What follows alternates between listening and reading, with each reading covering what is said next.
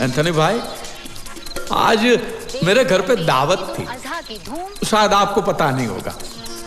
जो लोग टिकट खरीदते हैं वो सब ससुर आए थे, एक आपको छोड़कर। लेकिन आप तो हमेशा मुझसे टिकट खरीदते हैं, इसलिए मैं थोड़ी रबड़ी लाया हूं आपके लिए।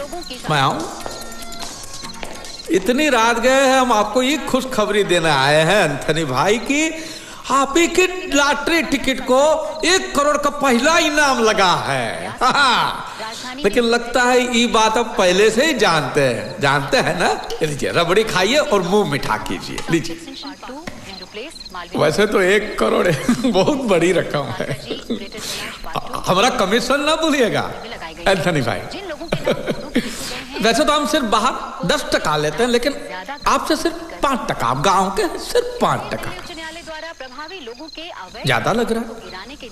ठीक है, तो आपकी मर्जी। देखिए ना मत करना, कम से कम रबड़ी की भी इज्जत कर लीजिए एंथनी भाई। 2 नहीं, 1 मत कहिएगा, ये तो जाती हो जाएगी। आपको कम से कम मुझे 50,000 तो दे रहे एंथनी भाई।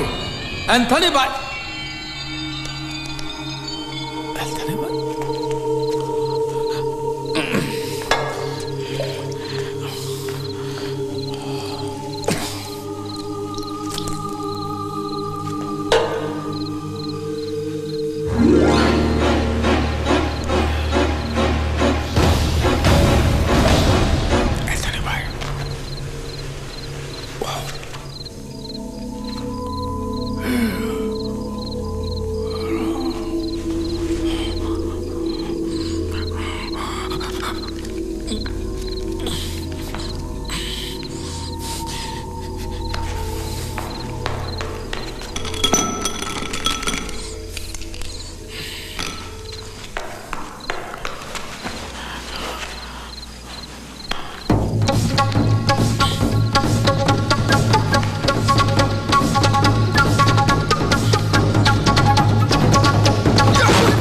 अंजनी भैया, तू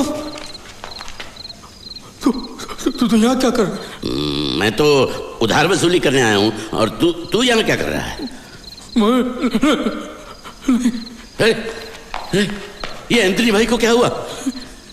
हे राम, तूने उसे गला घोटकर मार डाला। नहीं, नहीं। मेरी बात सुन। मुझे कुछ नहीं सुनना, मैं अभी लोगों को बुलाता हूँ। भाइयों, तू मुझे भी मारेगा क्या? नहीं, हमने किसी को नहीं मारा है बल्लू। इसको मालामाल बिक्री का पहला इनाम लगा है 1 करोड़ रुपए का, और उन्हीं पैसों के लिए तूने इसको मार डाला? अरे हमने किसी को नहीं मारा है। अरे हम तो यहाँ इसे खुशखबरी देने के वास्ते आए थे कि तुझे पहला इनाम मिला है। लेकिन लगता है ये बात पहले से जानता था, तो खुशी के मारे मर गया है। मैंने लोगों को खुशी से हंसते हुए देखा है, लेकिन खुशी से मरते हुए कभी नहीं देखा। ए लीला, मैं अक्ल भंगार के भाव बेचकर नहीं आया हूँ। तेरा गमछा उसके गले का फंदा बना कैसे है? अब हम उसके हाथ से टिकट लेने की कोशिश कर रहे थे। गले में गमछा डाल के? नहीं, अरे हम जब इसे खुशखबरी सुनाने के वास्ते आए तब ये पहले ही मर चुका था। भगवान रामचंद्र जी चाहते ही नहीं थे कि इसको इनाम की खुशी मिले। उसी रामचंद्र जी ने हम दोनों को यहाँ पे एक ही टाइम पे भेजा। तो ये रामचंद्र जी की इच्छा है कि हम लव को इनाम आपस में बांट ले, समझे? तो 50 लाख तेरा, हाँ, और बाकी का जो कुछ पड़ता है वो मेरा, समझ गया? देख बल्लू, ये साली पूरी जिंदगी हमने गरीबी में गुजारी है, तो कम से कम अमीर होकर तो हम मरेंगे, ठीक है? और तू अपनी बेटी की शादी भी धूमधाम से कर पाएगा, और तू खुद अपनी दूसरी शादी भी कर पाएगा। तू तो अभी जवान है बल्लू, समझा? और देख पाप होगा। ये रामचंद्र जी का प्रसाद अगर हमने ठुकराया तो घोर पाप होगा। कौन जानता है ये बात को? मेरे को और तेरे को छोड़ के कौन जानता है? हम कह देंगे कि लॉटरी के टिकट के मालिक हम हैं, बस। लेकिन यह गलत नहीं होगा। अरे क्या गलत होगा? हम क्या चोरी मारी कर रहे, लूटमारी कर रहे? और लॉटरी वाले को तो ये पैसे किसी न किसी को तो चुकाना ही था, फिर हम क्यों उसे जाने दे? और हमारा तो हक बनता है कि नहीं? और इलाज का क्या करेंगे? उस शंभू चमार और उसका बीवी ने मुझको यहाँ आते देखा है।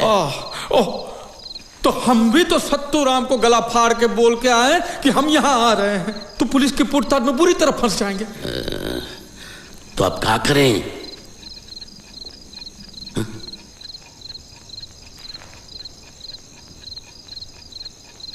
काहे आंखें फाड़ रहे हो? एक काम करते हैं, सबकी नजर बचाकर लाश को उठाकर नदिया में फेंक देते हैं। गांव वाले यूं समझेंगे कि नशे में डूब गया होगा पियक्कड़। ठीक है। आजा बल्लू। अरे ये भारी हिस्सा मेरी तरफ इका कने आई कुल्टी पे टांग देते हैं। चल उठा। अरे तू बेचता है दूध और बदन में ताकत नहीं है, उठा।